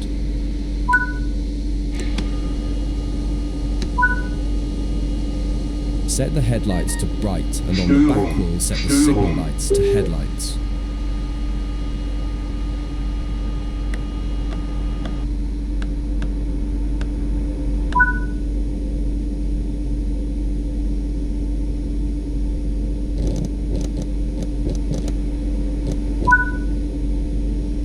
Release the brakes and apply power to get moving towards the marker.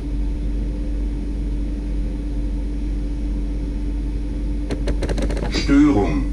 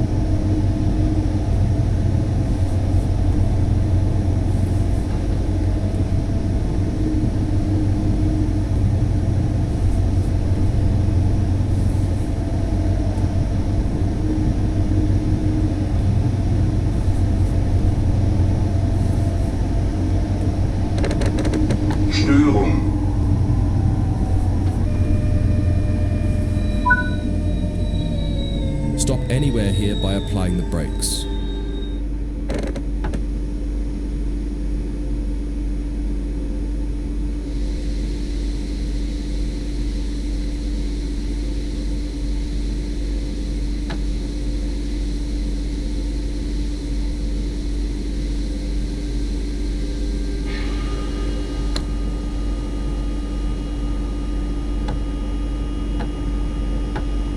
Störung.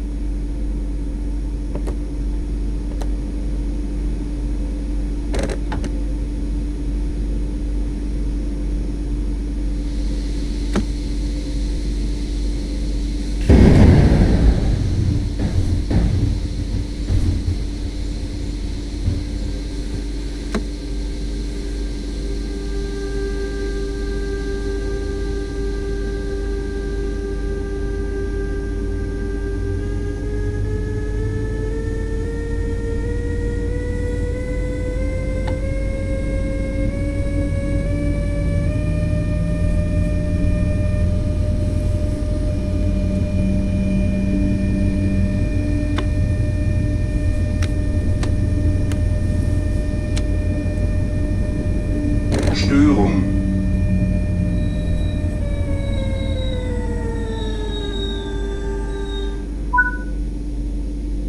It's time to get the locomotive cab shut down. Move the train brake handle to the full service position. Set the reverser to off and remove the reverser handle. That will deactivate the cab. On the back wall, change the signal lights to tail lights so that the locomotive shows red lights now that it's at the rear of the train.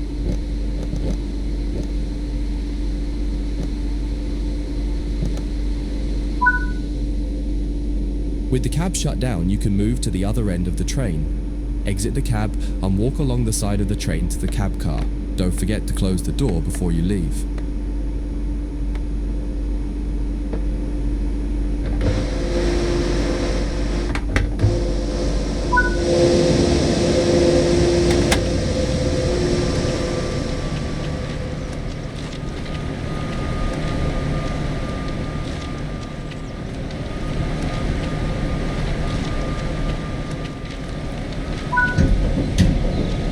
Open a passenger door on the cab car to get in and make your way to the cab and sit in the driver's seat.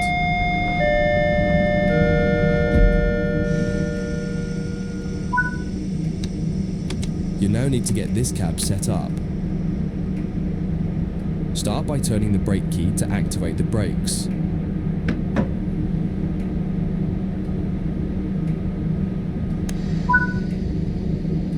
Insert the reverser handle and set the reverser to forward. Set the headlights to high beams and on the back wall set the signal lights to headlights.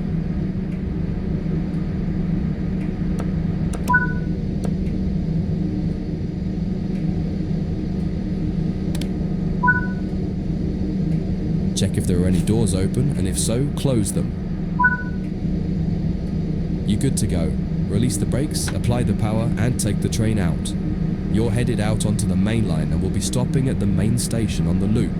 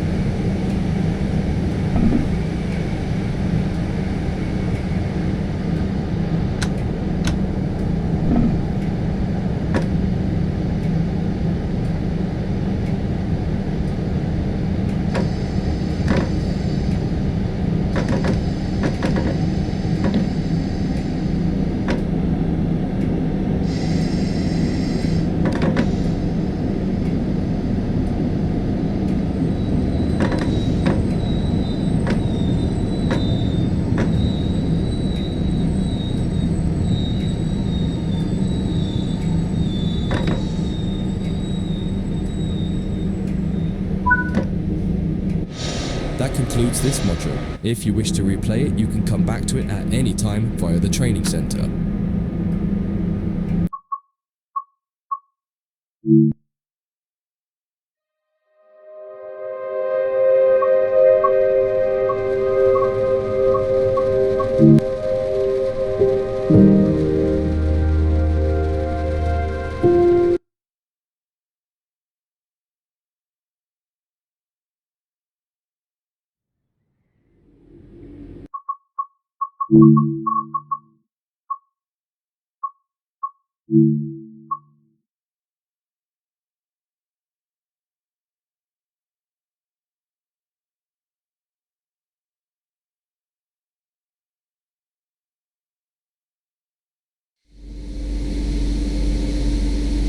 In this training module, you're going to learn how the German AFB cruise control system works. Many German trains use this type of cruise control, and much of the fundamentals you learn here will apply to other trains that have some equivalent form of cruise control. It's important to note that there are fundamentally two types of cruise control. One is an active system like AFB, which will manage your speed positively using throttle and brake as needed. The other is a speed set system, which is useful for setting a maximum speed. Speed set could usually maintain your speed, but can't reduce it as easily as a system like AFB. For this exercise, you'll be doing 2 laps of the main loop here at the training center. The first time around, you'll be learning how to set up AFB and use it from standstill. The second time, you'll learn how to enable AFB while your train is already running. Set up the train, but don't start moving yet.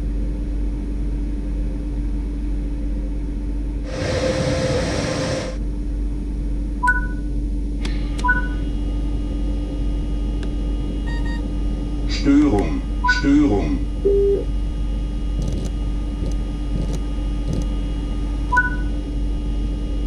Turn the AFB system on.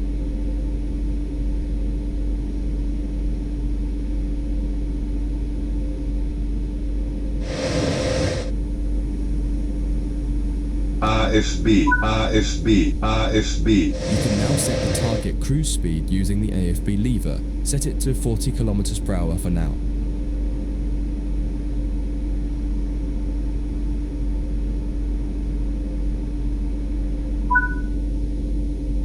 Release the brakes and apply power.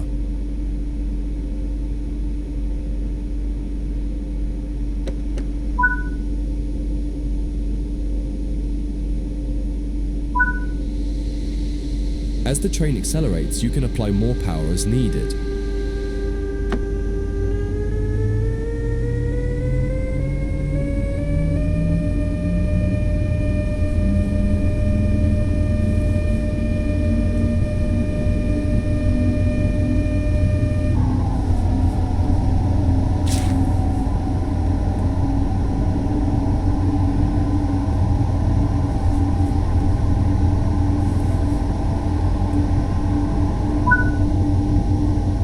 The train has reached its cruise target and has cut power. It will now manage the speed as needed automatically. You can leave the power handle with the power applied, and this grants the amount of power available for AFB to use.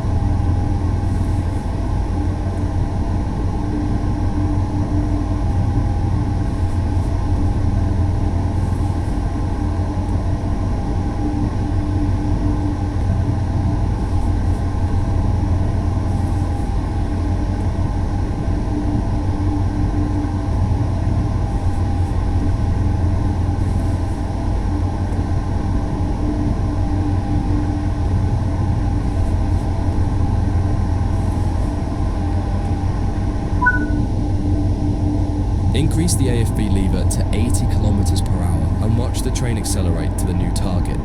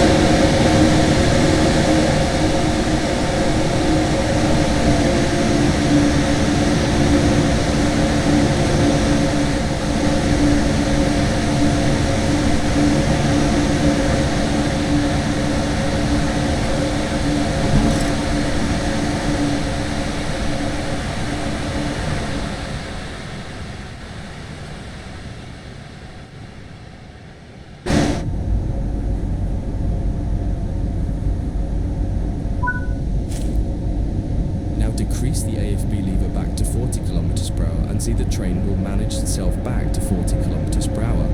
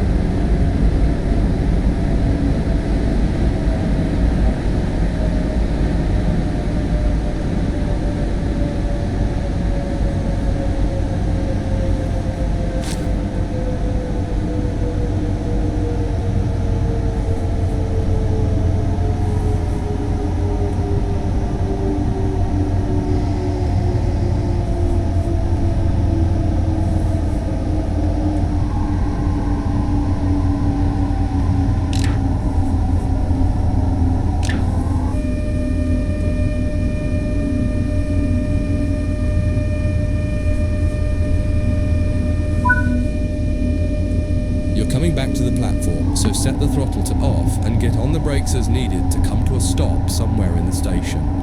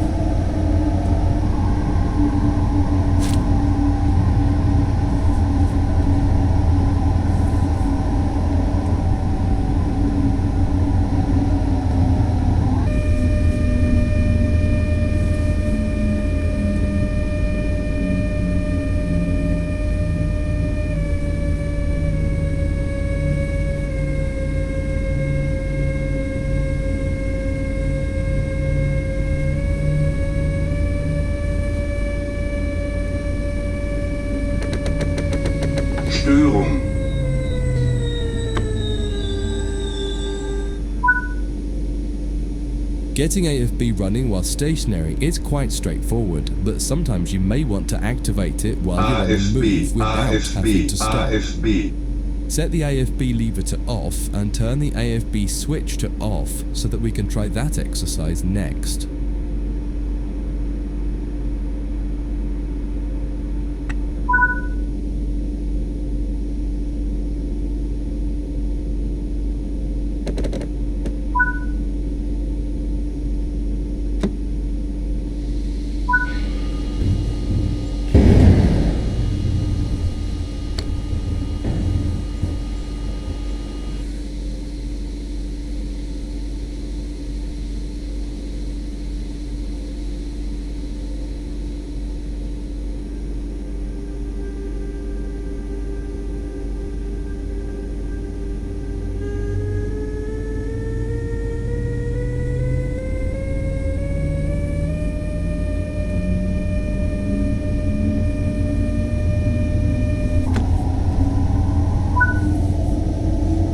Now you're doing about 40 kilometers per hour, it's time to get the AFB system enabled.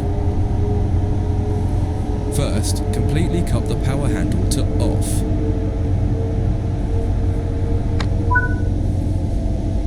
Next, set the AFB to the maximum position. Don't worry, it can't do anything because the power handle is set to AFB, off. AFB, AFB. Now activate the AFB switch to turn AFB on. Move the AFB lever to 80 kilometers per hour so it can speed up.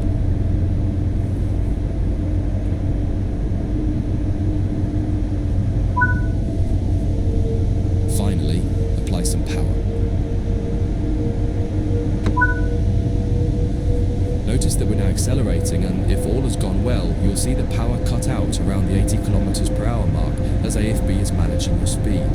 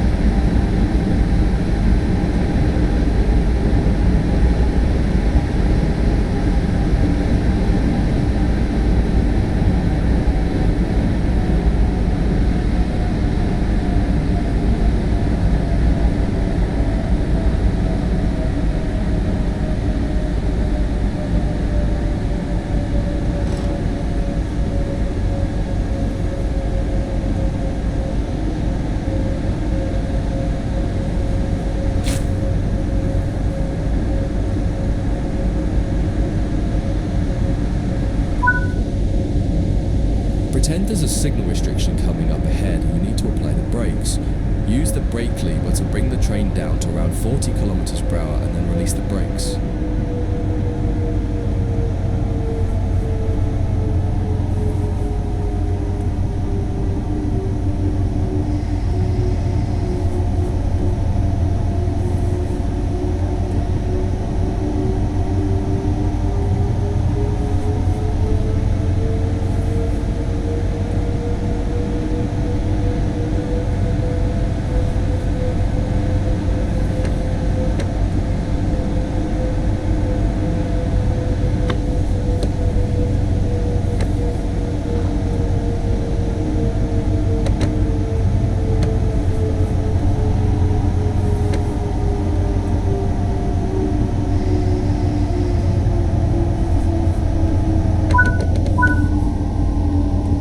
Notice how even though the cruise control is set to 80 kilometers per hour still and power is applied, it's still not accelerating. This is because the brake application caused a throttle lockout.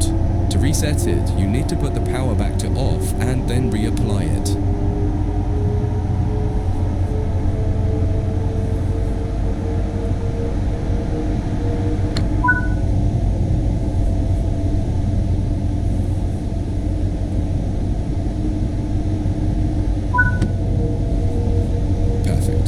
Accelerating back up to 80 kilometers per hour. headed back to the station again, so bring the throttle to off and use your brakes to bring the train to a stop in the platform.